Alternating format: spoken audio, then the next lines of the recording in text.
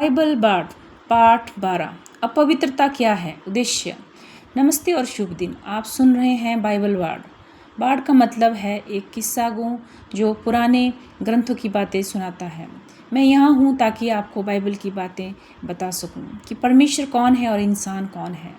पिछले एपिसोड में हमने बात की थी कि परमेश्वर की पवित्रता को समझना आसान नहीं है, लेकिन बाइबल बाढ़ ने वही कहा जो बाइबल कहती है। और आज हम बात करेंगे एक और भी कठिन विषय पर, पवित्रता के ठीक उलट यानी अपवित्रता क्या है। चर्चा। जब हम परमेश्वर और इंसान के बीच फ़र्क समझते हैं तो हमें यह भी साफ दिखता है कि परमेश्वर और इंसान नैतिक रूप से एक जैसे नहीं हैं। परमेश्वर कभी भी अशुद्ध या गलत नहीं होता। इंसान सामान्य यानी आम है, पर परमेश्वर पवित्र है यानी आम से बिल्कुल अलग थलग, और इसी वजह से वह पूजनीय है। अब सवाल ये उठता है कि पवित्रता का उल्टा क्या है।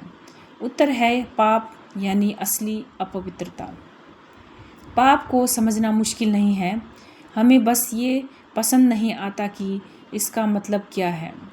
पाप वो है जो परमेश्वर नहीं है और जो परमेश्वर नहीं करता।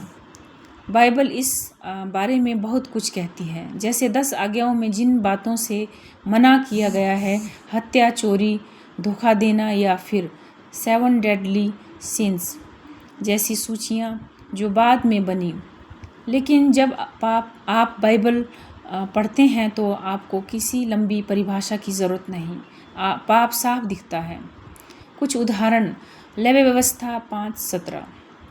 अगर कोई आदमी अज्ञानता से भी उन बातों को कर दे जो परमेश्वर ने मना की है, तो भी वह दोषी है और जिम्मेदार माना जाएगा। टिप्पणी। यानी अगर आप गलती से भी कोई गलत काम करते हैं तब भी वो पाप है। रोमियो 3:20-22-23। कानून के जरिए हमें पाप का पता चलता है, कोई फ़र्क नहीं है, सब ने पाप किया है। टिप्पणी। हम सब दोषी हैं, हर इंसान ने कभी ना कभी पाप किया है। पाप एक आम इंसानी स्थिति है। पाप करना ऐसा नहीं है कि आपने कोई एक गेंद गिरा दी। ये वैसा है जैसे एक कांच की खिड़की हो, एक कोना भी टूटा तो पूरी खिड़की टूट जाती है। पहला यूहन्ना 3:4। जो पाप करता है वो व्यवस्था का उल्लंघन करता है, क्योंकि पाप का मतलब ही है व्यवस्था का उल्लंघन। पहला यूहन्ना 5:17। हर गलत काम पाप है। अगर आपने गलती से पाप किया है तो भी आप दोषी हैं, और अगर आप जानते बूझते परमेश्वर की आज्ञा तोड़ते हैं तो भी आप जानबूझकर पापी हैं। तो परमेश्वर को हमारी बुराई से आपत्ति क्यों है? क्योंकि वो परमेश्वर है और हम नहीं। वो निर्माता है और हम उसकी रचना हैं। उसके अधिकार स्वाभाविक हैं, हमारे अधिकार उसकी आज्ञा मानने पर आधारित हैं। सारांश। इंसानों की जिम्मेदारी है कि वो परमेश्वर की आज्ञा का पालन करें, लेकिन परमेश्वर हमें वैसे ही प्यार करता है जैसे कोई पिता अपने बच्चों को करता है।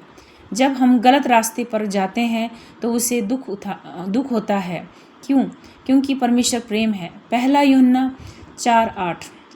निर्गमन 34:6। यहोवा दयालु और कृपालु परमेश्वर है, जो क्रोध करने में धीमा, प्रेम और विश्वास में भरपूर है, और हजारों पर करुणा बनाए रखता है, पाप, विद्रोह और अपराध को क्षमा करता है। तो चाहे हम जानबूझकर भी परमेश्वर के खिलाफ जाएं, वो फिर भी क्षमा कर सकता है। हम क्षमा के बारे में आने वाले पाठों में बात करेंगे, पर ये बात समझ लीजिए, पाप को समझना इसलिए मुश्किल है क्योंकि हम खुद को दोषी नहीं मानना चाहते। हमें ये पसंद नहीं कि कोई और हमें ठीक करे, लेकिन सच्चाई यही है, हम बीमार हैं और परमेश्वर ही इकलौता इलाज है। हमारे पास 4 विकल्प हैं। नंबर 1, आप असहमत हैं, कोई बात नहीं, मानना ज़रूरी नहीं। नंबर 2, आप मानते हैं कि बाइबल की बात गलत है। नंबर 3, आप मानते हैं पर आप जीते अपने मन से हैं। नंबर 4, आप सुनते हैं, मानते हैं और परमेश्वर से क्षमा मांगते हैं। निष्कर्ष। बाइबल ये विचार रखती है कि परमेश्वर कौन है, वो कैसा है और इंसान उससे कितना अलग है। इन बातों के परिणाम होते हैं। इतिहास से हम जानते हैं कि कुछ धार्मिक लोगों ने ही सबसे ज़्यादा दूसरों को चोट पहुंचाई है, लेकिन किसी व्यक्ति या संस्था की असफलता परमेश्वर के सिद्धांतों को झूठा साबित नहीं करती। यही कारण है कि बाइबल हर पीढ़ी की सबसे ज़्यादा बिकने वाली किताब है। यह हमें परमेश्वर के मानदंड दिखाती है। बाइबल पाठ का अंदाज यही है, छोटा केंद्रित पाठ, ना कोई भटकाव, ना कोई इधर उधर की बात।